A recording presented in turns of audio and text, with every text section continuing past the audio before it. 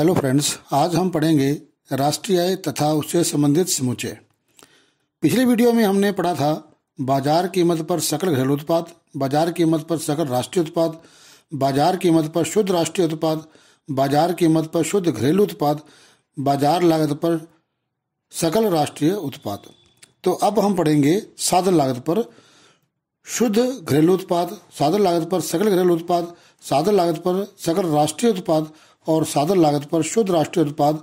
राष्ट्रीय प्रयोज्य आय, निजी क्षेत्र को घरेलू उत्पाद से प्राप्त आय, निजी आय, व्यक्तिगत आय और व्यक्तिगत प्रयोज्य आय। तो हम शुरू कर रहे हैं इस वीडियो में साधन लागत पर सकल घरेलू उत्पाद से। तो राष्ट्रीय आय और संबंधित समुच्चय भाग 2, इसमें हम साधन लागत पर सकल घरेलू उत्पाद में पढ़ेंगे। साधन लागत पर सकल घरेलू उत्पाद एक देश की घरेलू सीमा में एक लेखा वर्ष में मजदूरी, लगान, ब्याज और लाभ के रूप में अर्जित आय तथा स्थायी पूंजी के उपभोग मूल्य का जोड़ है।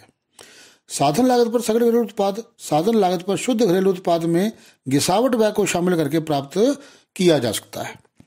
छठा पॉइंट आता है साधन लागत पर शुद्ध घरेलू उत्पाद। एक देश की घरेलू सीमा में एक लेखा वर्ष में उत्पादित साधन आय के जोड़ को साधन लागत पर शुद्ध घरेलू उत्पाद कहते हैं। परिभाषा, इसकी परिभाषा एक देश की घरेलू सीमा में एक लेखा वर्ष में प्राप्त साधन आय, लगान, ब्याज, मजदूरी, लाभ के सकल जोड़ को साधन लागत पर शुद्ध घरेलू उत्पाद कहा जाता है। सातवां आता है साधन लागत पर सकल राष्ट्रीय आय। साधन लागत पर सकल राष्ट्रीय आय प्राप्त करने के लिए साधन लागत पर शुद्ध राष्ट्रीय आय में स्थायी पूंजी के उपभोग को जोड़ दिया जाता है। इसकी परिभाषा साधन लागत पर सकल राष्ट्रीय आय एक देश में एक लेखा वर्ष में सामान्य निवासियों द्वारा अर्जित साधन लागतों का सकल जोड़ है, जिसमें स्थायी पूंजी का उपभोग शामिल होता है। आठवां आता है साधन लागत पर शुद्ध राष्ट्रीय उत्पाद। साधन लागत पर शुद्ध घरेलू उत्पाद में विदेशों से प्राप्त शुद्ध साधन आय को जोड़ दिया जाए तो साधन लागत पर शुद्ध राष्ट्रीय उत्पाद या राष्ट्रीय आय प्राप्त की जा सकती है। इसकी परिभाषा दी है किसी एक लेखा वर्ष में किसी देश की घरेलू सीमा में अर्जित सकल साधन आय, लगान, ब्याज, मजदूरी, लाभ तथा विदेशों से प्राप्त शुद्ध साधन आय का जोड़ साधन लागत पर शुद्ध राष्ट्रीय उत्पाद कहलाता है। अब हम इनमें अंतर पढ़ेंगे। बाजार कीमत पर शुद्ध राष्ट्रीय उत्पाद और सकल राष्ट्रीय उत्पाद में अंतर। सकल राष्ट्रीय उत्पाद और शुद्ध राष्ट्रीय उत्पाद में मुख्य अंतर यह है कि सकल राष्ट्रीय उत्पाद में स्थायी पूंजी का उपभोग शामिल होता है, जबकि शुद्ध राष्ट्रीय उत्पाद में स्थायी पूंजी का उपभोग शामिल नहीं होता। आगे आता है बाजार कीमत पर शुद्ध घरेलू उत्पाद एवं साधन लागत पर शुद्ध घरेलू उत्पाद में अंतर। इन दोनों में मुख्य अंतर यह है कि साधन लागत पर शुद्ध घरेलू उत्पाद उत्पादन के साधनों को प्राप्त होने वाली आय का माप है, जबकि बाजार कीमत पर घरेलू उत्पाद उत्पादन के बाजार मूल्य का माप है। अतः साधन लागत पर शुद्ध घरेलू उत्पाद उत्पादन में अप्रत्यक्ष करों को शामिल नहीं किया जाता। जब इसका कारण यह है कि अप्रत्यक्ष करों में प्राप्त आय सरकार को प्राप्त होती है, न कि उत्पादन के साधनों को। बाजार कीमत पर शुद्ध घरेलू उत्पाद में अप्रत्यक्ष कर शामिल होते हैं, इसलिए बाजार कीमत में वृद्धि होती है। इसी प्रकार आर्थिक सहायता उत्पादन के साधनों को तो प्राप्त होती है, परंतु बाजार कीमत में शामिल नहीं होती, जिससे कीमतें कम होती हैं। अतः साधन लागत पर शुद्ध घरेलू उत्पाद ज्ञात करने के लिए बाजार कीमत पर शुद्ध घरेलू उत्पाद में शुद्ध अप्रत्यक्ष कर मतलब अप्रत्यक्ष कर में से आर्थिक सहायता को घटा दिया जाए तो शुद्ध अप्रत्यक्ष कर प्राप्त होते हैं। इनको शुद्ध बाजार कीमत पर शुद्ध घरेलू उत्पाद में से शुद्ध अप्रत्यक्ष करों घटा दिया जाता है। आगे आता है साधन लागत पर सकल घरेलू उत्पाद एवं बाजार कीमत पर सकल घरेलू उत्पाद में अंतर। इन दोनों में मुख्य अंतर यह है कि साधन लागत पर सकल घरेलू उत्पाद में शुद्ध अप्रत्यक्ष कर को छोड़कर वे सभी तत्व शामिल होते हैं जो बाजार कीमत पर सकल घरेलू उत्पाद में शामिल होते हैं।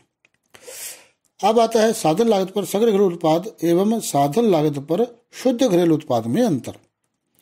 इनमें मुख्य अंतर यह है कि साधन लागत पर सकल घरेलू उत्पाद में स्थायी पूंजी का उपभोग शामिल होता है, जबकि शुद्ध घरेलू उत्पाद में स्थायी पूंजी का उपभोग शामिल नहीं होता। साधन लागत पर सकल राष्ट्रीय उत्पाद और बाजार कीमत में सकल राष्ट्रीय उत्पाद में अंतर।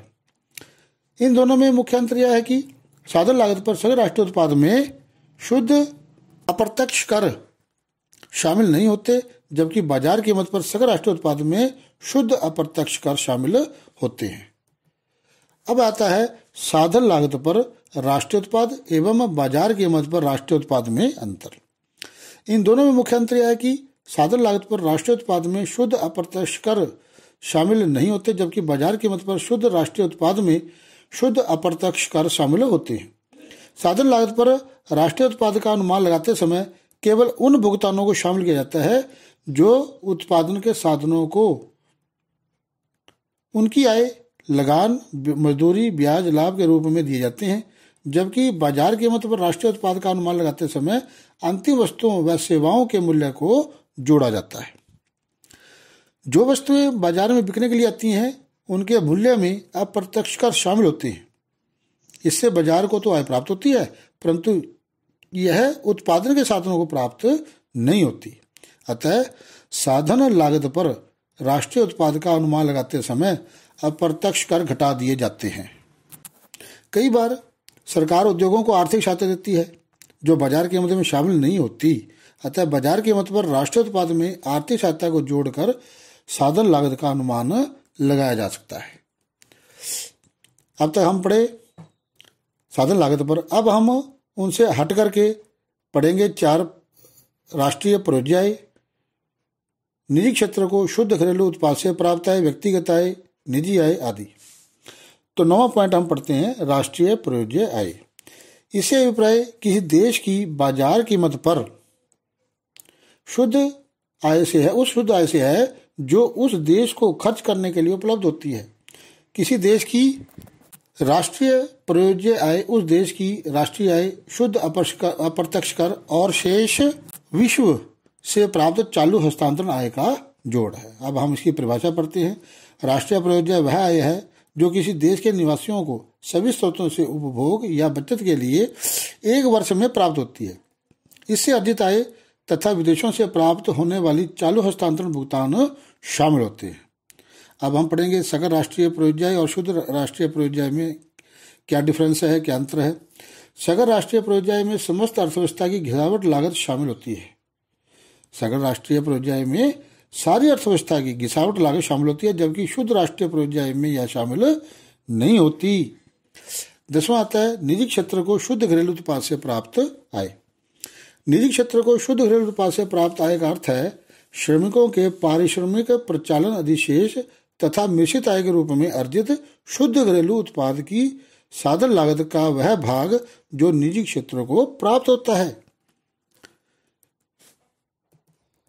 निजी क्षेत्र को शुद्ध घरेलू उत्पाद से प्राप्त आय में साधन लागत पर शुद्ध घरेलू उत्पाद का केवल वह भाग शामिल होता है जो निजी क्षेत्र को प्राप्त होता है। इसमें विभागीय उद्यमों की संपत्ति और उद्यम वृत्ति से प्राप्त आय तथा गैर विभागीय उद्यमों की बचत को शामिल नहीं किया जाता। 11वां पॉइंट आता है निजी आय। निजी आय से अभिप्राय उस आय से है जो निजी क्षेत्र को एक लेखा वर्ष में सभी स्रोतों से प्राप्त साधन आय तथा सरकार और शेष विश्व से प्राप्त वर्तमान हस्तांतरण भुगतान का जोड़ है। परिभाषा इसकी, निजी आय वह आय है जो निजी क्षेत्र को सभी स्रोतों से प्राप्त होने वाली साधन आय और सरकार से प्राप्त चालू हस्तांतरण और शेष विश्व से प्राप्त वर्तमान हस्तांतरण का जोड़ है। निजी आय ज्ञात करने के लिए निजी क्षेत्र को शुद्ध घरेलू उत्पाद से प्राप्त साधन आय में नंबर 1 सरकार से प्राप्त चालू हस्तांतरण, नंबर 2 राष्ट्रीय ऋण पर ब्याज, नंबर 3 शेष विश्व से चालू हस्तांतरण को जोड़ा जाता है। और राष्ट्रीय आय में से सरकारी विभागीय उद्यमों की संपत्ति व उद्यम वृत्ति से प्राप्त आय, गैर विभागीय उद्यमों की बचत को घटाया जाता है। इसमें सरकारी क्षेत्र से प्राप्त आय को शामिल नहीं किया जाता। 12वां आता है व्यक्तिगत आय। व्यक्तिगत आय किसी देश के व्यक्तियों व परिवारों को एक लेखा वर्ष में सभी स्रोतों से वास्तव में प्राप्त साधन आय तथा वर्तमान हस्तांतरण भुगतान का जोड़ है। परिभाषा इसकी, व्यक्तिगत आय व्यक्तियों द्वारा सभी स्रोतों से वास्तव में प्राप्त साधन आय तथा वर्तमान हस्तांतरण भुगतान का जोड़ है। व्यक्तिगत आय में व्यक्तियों को सभी स्रोतों से प्राप्त होने वाली आय को शामिल किया जाता है। फर्में लाभ का एक भाग जिसे अवितरित लाभ कहा जाता है अपने पास रख लेती हैं। इसी प्रकार सरकार भी निगम कर अपने पास रख लेती है। ये दोनों परिवारों को प्राप्त नहीं होता। अतः व्यक्तिगत आय की गणना करने के लिए निजी आय में से अवितरित लाभ और निगम कर को घटाया जाता है। 13वां आता है व्यक्तिगत प्रयोज्य आय। यह वह आय है जो सभी परिवारों को सभी प्रत्यक्ष कर देने और सरकार को अनिवार्य भुगतान करने के बाद सभी स्रोतों से प्राप्त होती है, जिसे वे अपनी इच्छा अनुसार खर्च करने व बचत करने के लिए स्वतंत्र होते हैं। इसके द्वारा उनकी क्रय शक्ति का अनुमान लगाया जा सकता है। परिभाषा क्या है? व्यक्तिगत प्रयोज्य आय वह आय है जो परिवारों को सभी स्रोतों से प्राप्त होती है तथा उनके पास सरकार द्वारा उनकी आय तथा संपत्ति पर लगाए गए सभी प्रकार के करों का भुगतान करने के बाद बचती है। व्यक्तिगत प्रयोज्य आय ज्ञात करने के लिए व्यक्तिगत आय में से प्रत्यक्ष कर और प्रशासनिक विभागों की विविध प्राप्तियों को घटा दिया जाता है। अब हम पढ़ेंगे इनमें अंतर। घरेलू साधन आय और राष्ट्रीय आय में क्या अंतर है? इनमें मुख्य अंतर है। नंबर 1, घरेलू साधन आय किसी देश की घरेलू सीमा में एक लेखा वर्ष में अर्जित साधन आय का योग है, जबकि राष्ट्रीय आय घरेलू सीमा में अर्जित साधन आय तथा विदेशों से प्राप्त शुद्ध साधन आय का जोड़ है। दूसरा है घरेलू साधन आय देश की घरेलू सीमा में सभी उत्पादकों द्वारा कमाई जाती है, जबकि राष्ट्रीय आय केवल सामान्य निवासियों द्वारा कमाई जाती है। निजी क्षेत्र को शुद्ध घरेलू उत्पाद से प्राप्त आय और निजी आय में अंतर। इनमें मुख्य अंतर है नंबर 1, निजी आय की धारणा निजी क्षेत्र को शुद्ध घरेलू उत्पाद से प्राप्त आय की धारणा से अधिक व्यापक है। दूसरा, निजी आय में साधन आय के अतिरिक्त चालू हस्तांतरण भुगतान शामिल होते हैं, जबकि निजी क्षेत्र को शुद्ध घरेलू उत्पाद से प्राप्त आय में केवल साधन आय शामिल होती है। तीसरा आता है निजी आय एक राष्ट्रीय धारणा है, जबकि निजी क्षेत्र को शुद्ध घरेलू उत्पाद से प्राप्त आय निजी आय में राष्ट्रीय ऋण शामिल होता है, जबकि निजी क्षेत्र को शुद्ध घरेलू उत्पाद से प्राप्त आय में यह शामिल नहीं होता। अब आता है राष्ट्रीय आय व निजी आय में अंतर। पहला है राष्ट्रीय आय में अर्थव्यवस्था के सार्वजनिक क्षेत्र तथा निजी क्षेत्र दोनों की आय शामिल की जाती है, जबकि निजी आय में केवल निजी क्षेत्र की आय शामिल की जाती है। दूसरा, राष्ट्रीय आय केवल साधन आय शामिल की जाती है। राष्ट्रीय आय में हम केवल साधन आय को ही शामिल करते हैं, जबकि इसमें हस्तांतरण भुगतान शामिल नहीं किए जाते। जबकि निजी आय में साधन आय व सरकार से प्राप्त वर्तमान हस्तांतरण व शेष विषयों से प्राप्त शुद्ध वर्तमान हस्तांतरण शामिल किए जाते हैं। तीसरा है राष्ट्रीय आय में राष्ट्रीय ऋण पर दिए गए ब्याज को शामिल नहीं किया जाता, जबकि निजी आय में राष्ट्रीय ऋण पर दिए गए ब्याज को शामिल किया जाता है। निजी आय और व्यक्तिगत आय में अंतर। निजी आय की धारणा व्यक्तिगत आय की तुलना में विस्तृत है। निजी आय में निजी उद्यमों की बचतें तथा निगम कर शामिल होते हैं, जबकि व्यक्तिगत आय में ये शामिल नहीं होते। अब आता है व्यक्तिगत आय और राष्ट्रीय आय में अंतर। व्यक्तिगत आय की धारणा आय प्राप्ति संबंधी धारणा है, जबकि राष्ट्रीय आय की धारणा आय के सृजन संबंधी धारणा है। दूसरा, घरेलू उत्पाद से सरकारी क्षेत्र को प्राप्त आय राष्ट्रीय आय का अभिन्न अंग है, लेकिन व्यक्तिगत आय का नहीं। तीसरा, राष्ट्रीय आय में राष्ट्रीय ऋण पर दिए गए ब्याज को शामिल नहीं किया जाता, परंतु व्यक्तिगत आय में राष्ट्रीय ऋण पर दिए गए ब्याज को शामिल किया जाता है। व्यक्तिगत आय में राष्ट्रीय ऋण पर दिए गए ब्याज को शामिल किया जाता है। चौथा आता है राष्ट्रीय आय में अवितरित लाभ और निगम कर शामिल होते हैं, जबकि व्यक्तिगत आय में अवितरित लाभ और निगम कर को शामिल नहीं किया जाता। पांचवा, राष्ट्रीय आय में केवल साधन आय शामिल की जाती है, जबकि व्यक्तिगत आय में साधन आय व हस्तांतरण भुगतान शामिल किया जाता है। अब आता है व्यक्तिगत आय व प्रयोज्य आय में अंतर। व्यक्तिगत आय वह आय है जो व्यक्तियों तथा परिवारों को सभी स्रोतों से वास्तव में प्राप्त होती है। निजी आय में से अवितरित लाभ और निगम कर को घटाकर व्यक्तिगत आय का अनुमान लगाया जा सकता है, जबकि प्रयोज्य वह आय है जो सभी प्रकार के प्रत्यक्ष करों और सरकारी प्रशासनिक विभागों की विविध प्राप्तियों का भुगतान करने के पश्चात लोगों के पास बचती है। अब आता है व्यक्तिगत प्रयोज्य आय और राष्ट्रीय प्रयोज्य आय में अंतर। व्यक्तिगत प्रयोज्य आय द्वारा किसी देश के केवल व्यक्तियों व परिवारों की व्यक्तिगत आय ज्ञात की जा सकती है, जबकि राष्ट्रीय प्रयोज्य द्वारा समस्त देश की प्रयोज्य आय ज्ञात की जा सकती है। धन्यवाद।